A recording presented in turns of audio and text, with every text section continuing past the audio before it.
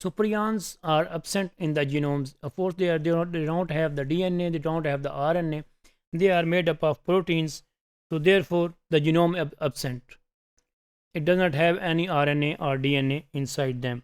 They are just simply directly the prions. Single exon of the single copy of the chromosomal gene is present there, and PRP gene in the mammals contain about 1 to 2 or 5 non-coding exons too inside them. Just similarly here you can see the human prion chromosomes 20, which is not well localized. Similarly here the human, and then its structure, and which is from here and NBA.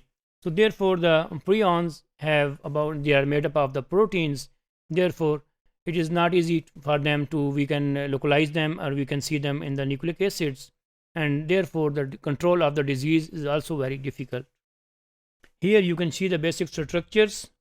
PRNP is the gene in which the DNA which encodes for the prion proteins, and once the proteins are there, then protein can make its changes. Here is the PRP on the surface of the cells, which is normal proteins, and then infectious particle made up of misfolded prion proteins. So these are the different, this is the DNA which give us the prion proteins which are normally present inside the body, and they are useful for different kind of the actions.